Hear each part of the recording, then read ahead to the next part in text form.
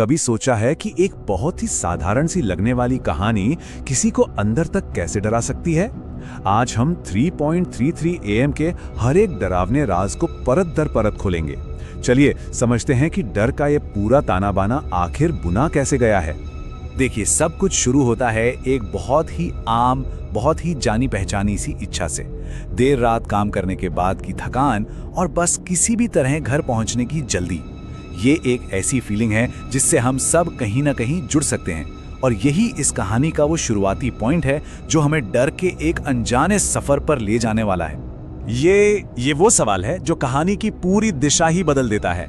जो एक मामूली सी कैब राइड लग रही थी, वो अचानक एक अनजाने और खतरनाक सफर में बदल जाती है, और हम सब कहानी के साथ साथ उस सफर पर निकल पड़ते हैं। तो सबसे पहले मिलते हैं कहानी की मेन कैरेक्टर निशा से, एक 26 साल की कंटेंट मॉडरेटर जो लेट नाइट शिफ्ट के बाद बुरी तरह थकी हुई है। राइटर ने यहाँ एक बिल्कुल नॉर्मल माहौल बनाया है ताकि आगे जो भी अजीबोगरीब घटनाएं होने वाली हैं वो और भी ज्यादा असरदार लगे। तो ये है कहानी की शुरुआती डिटेल्स। सब कुछ एकदम नॉर्मल लगता है ना? एक थकी हुई लड़की है जिसे घर जाना है, और एक जाना पहचाना सा ड्राइवर है। यहाँ कुछ भी अजीब नहीं है, और सच कहूं तो अच्छी हॉरर कहानियों की यही तो खूबी होती है। यहाँ पे राइटर एक बहुत ही चालाक साहित्यिक तकनीक का इस्तेमाल करता है जिसे कहते हैं फोरशैडोइंग, मतलब आने वाली किसी बुरी घटना का एक छोटा सा हिंट पहले ही दे देना। और पहला हिंट तब मिलता है जब ड्राइवर महेश बिना पूछे ही जान जाता है कि निशा को कहाँ जाना है। ये छोटी सी बात लगती है, लेकिन डर की पहली परत यहीं से बननी शुरू हो जाती है, और बस यहीं से कहानी एक डरावना मोड़ लेना शुरू कर देती है। अब ये कोई मामूली कैब राइड नहीं रह जाती।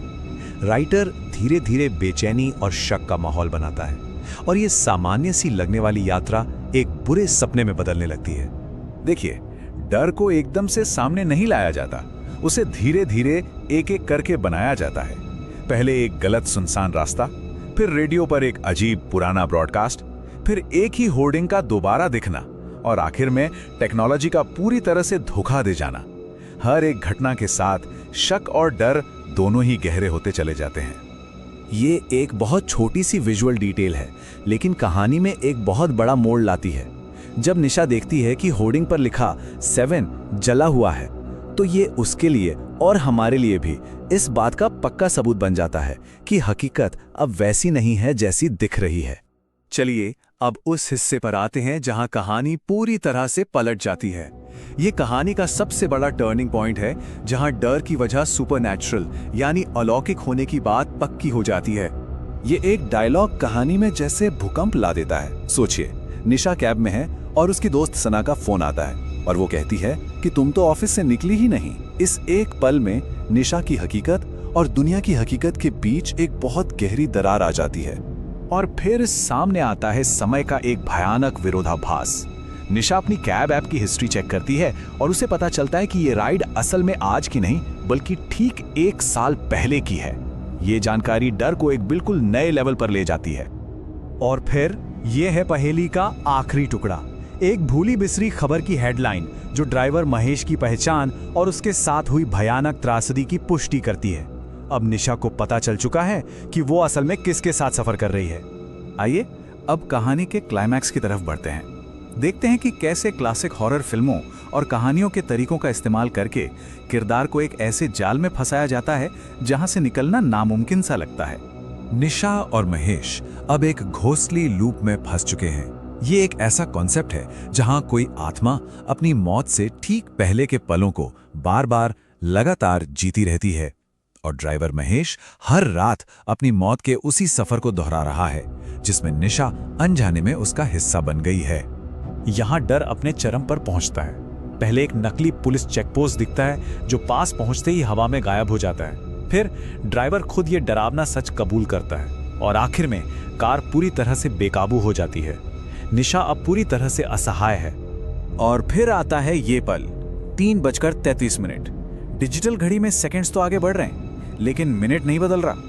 इस एक विजुअल से साफ हो जाता है कि सिर्फ निशा ही नहीं बल्कि खुद वक्त भी इस भूतिया लूप में अटक गया है। अब हम कहानी के आखिरी हिस्से पर पहुंच चुके हैं। यहाँ लेखक एक झूठी राहत का एहसास दिलाता है ताकि जो असली अंत है वो और भी ज्यादा चौंकाने वाला और डरावना लगे। इस टेबल से एक झूठी सुरक्षा की भावना पैदा की जाती है। निशा की आंख ऑफिस की बेंच पर खुलती है तो सब कुछ नॉर्मल लगता है। फोन चार्ज्ड है, समय अलग है और ऐप में कैब कभी बुक ही नहीं हुई थी। उसे और हमें भी ये यकीन दिलाया जाता है कि वो सब कुछ बस एक भयानक सपना था। ये एक बहुत ही सिंपल सी लाइन है, लेकिन ये सस्पेंस को अपने पीक पर ले जाती है।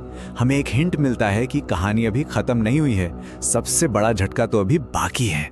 और ये है कहानी का अंतिम सबसे भयानक खुलासा। एक ऐसी तस्वीर जिसका फोन में होना नामुमकिन है। टाइम स्टैंप है 3:33। ये तस्वीर इस बात का पक्का सबूत है कि जो कुछ भी हुआ वो असली था, वो कोई सपना नहीं था। और कहानी हमें इस एक परेशान कर देने वाले सवाल के साथ छोड़ जाती है। ये सवाल सिर्फ भूत प्रेत की दुनिया पर ही नहीं, बल्कि उस टेक्नोलॉजी पर भी सवाल उठाता है जिसका हम हर रोज इस्तेमाल करते हैं। क्या हो अगर डर हमारी जेब में ही मौजूद हो?